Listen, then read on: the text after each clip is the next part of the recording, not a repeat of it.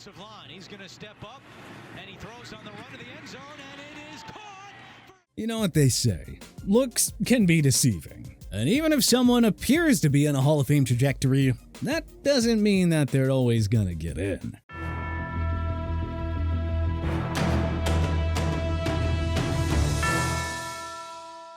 For football fans, few things are sadder than watching the rapid and unexpected decline of a superstar player. The reality is that the vast majority of all-time greats just couldn't be elite from start to finish. Almost every Hall of Famer fell off late in their career. But it's especially difficult to see when a player goes from hero to zero in such a short period, thus preventing them from entering a spot in Canton. So today, here are 10 NFL players who once looked destined for the Hall of Fame before shockingly falling off. And a big shout out to Banana Spoon 2 for suggesting this video. Carr gonna go for it all to the end zone. Caught in the end zone.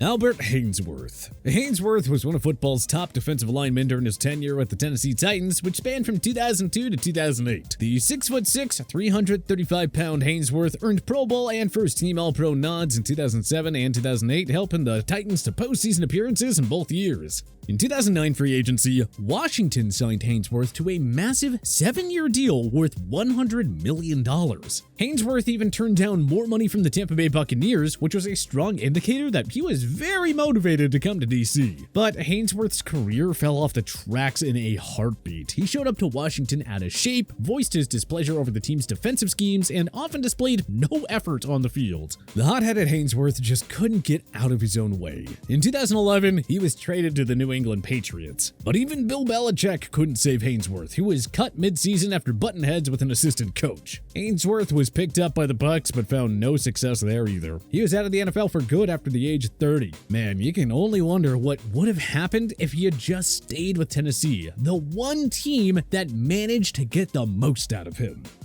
Holmes. Holmes and Jamal Lewis formed one of the best running back duos ever for the Baltimore Ravens, powering the group to a Super Bowl 35 championship in the 2000 season. The Ravens decided to move forward with Lewis as their lead back, so Holmes walked to free agency and signed with the Chiefs in 2001. The undrafted Texas product was a beast in his first 3 years with the Chiefs, racking up 48 rushing touchdowns alone over the 2002 and 2003 seasons. Holmes won 2001 Offensive Player of the Year honors after winning the rushing title. He also earned 3 first-team All-Pro nods and a trio of Pro Bowl selections. He also earned 3 first-team All-Pro nods and a trio of Pro Bowl selections, seemingly putting himself in prime position for a spot in Canton. Holmes was having another prolific year in 2004, but a knee injury cut his season short by 8 games. Sadly, the injury bug continued to bite Holmes. He missed 9 games in 2005, followed by the entire 06 season with a spinal injury, and all but 4 games in 2007 with a neck injury. If it weren't for those injuries, Holmes would have surely clinched himself a spot in the Hall. One can argue that he should still be inducted, considering that Terrell Davis only had 4 productive seasons, but he still earned a gold jacket. Nnamdi Asomugha. It's hard to believe now, but Darrelle Revis once had some stiff competition for the title of the best NFL quarterback during the late 2000s. Asomugha single-handedly shut down half the field for the Oakland Raiders during his prime, earning 3 Pro Bowl selections plus 4 All-Pro nods. In the 2011 offseason, Asomugha signed a 5-year deal with the Philadelphia Eagles worth $60 million.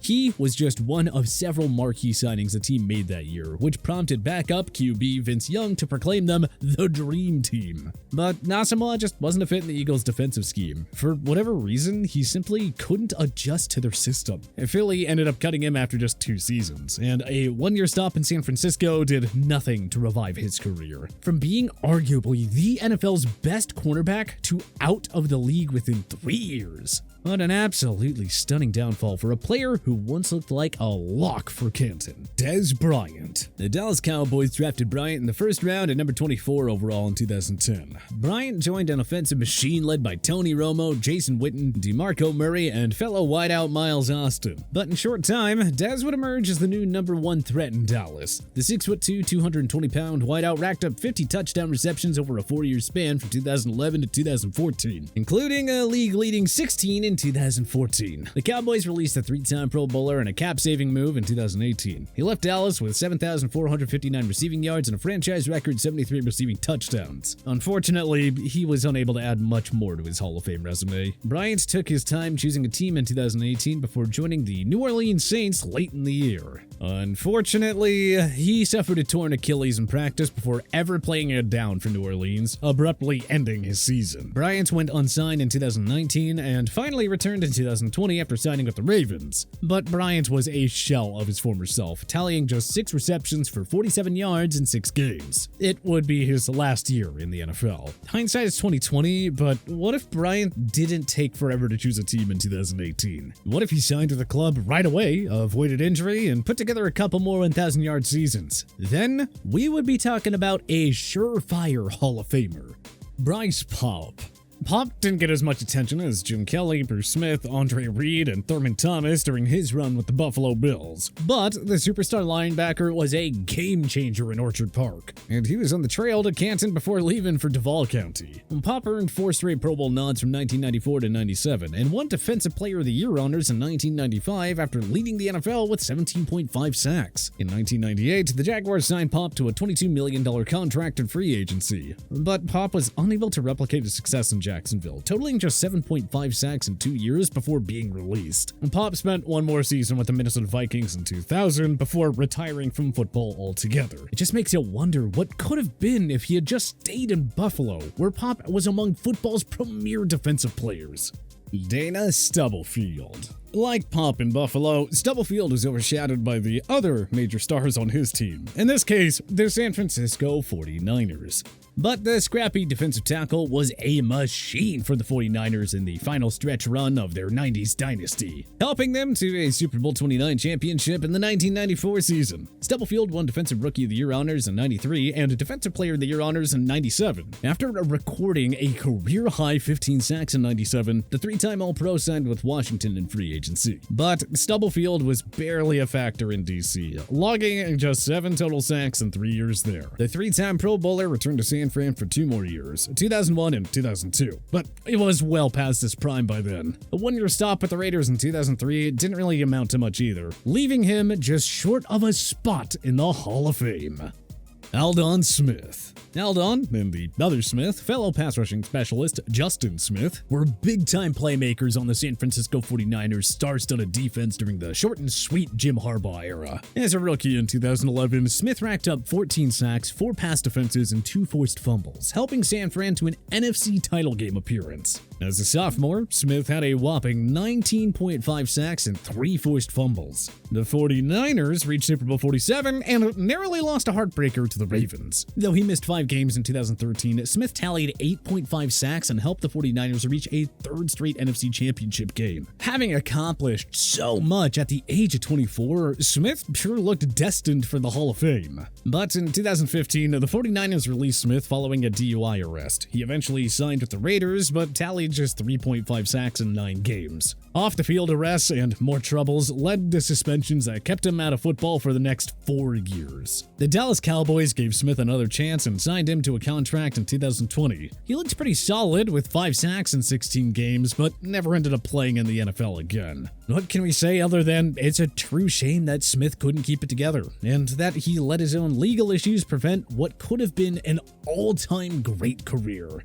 Dante Culpepper. The Vikings had a smooth transition from the post-Randall Cunningham era thanks to the emergence of Culpepper, the number 11 selection of the 1999 draft. Culpepper took over as mini starting QB in 2000, tossing a league-leading 33 touchdowns and helping the Vikings to an NFC Championship game appearance. Culpepper earned Pro Bowl selections in 2000, 03, and 04, and helped them to a pair of postseason appearances. Culpepper and Randy Moss were a virtually unstoppable combo. But once Moss was traded to Oakland in 2005, that was it for Culpepper's Hall of Fame hopes. Well, Culpepper appeared in just 7 games in an injury-plagued 2005 season. Unhappy with his contract, he sought a trade and was sent to the Miami Dolphins during the 2006 offseason. Injuries then limited Culpepper to just 4 games in Miami, and the team decided to cut bait after the season. He had brief stops in Oakland and Detroit, but neither of those lousy clubs could salvage his career. If Culpepper stayed in Mini, and if they had never traded Moss, he would surely be a proud owner of a gold jacket by now. Don't you think?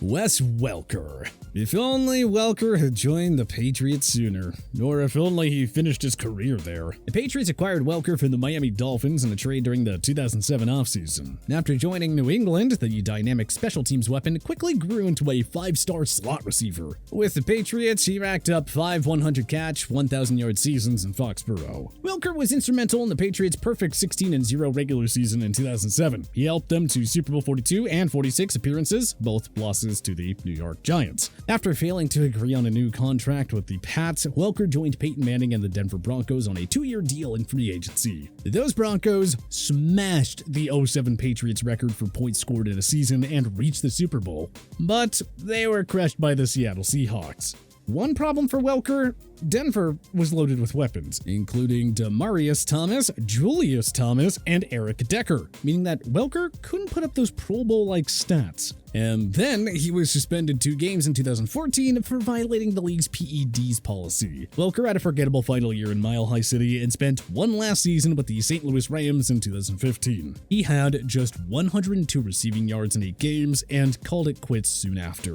Welker was probably 2 or 3 more good seasons away from locking down a Hall of Fame bust. But once he got busted for PEDs, that was pretty much it. At least he has since found success as a wide receivers coach around the league. Shaun Alexander.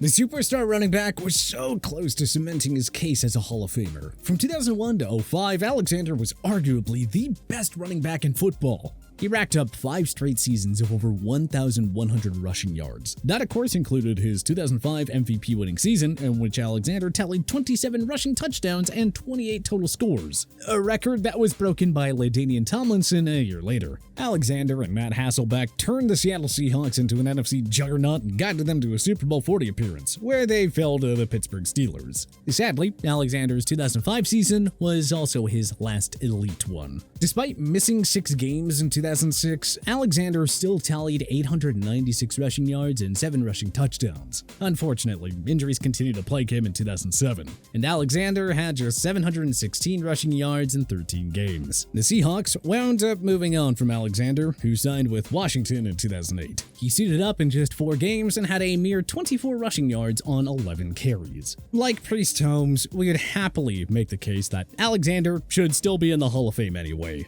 But we know this: if he hadn't fallen off so abruptly, he certainly would have done enough to earn his place in Canton.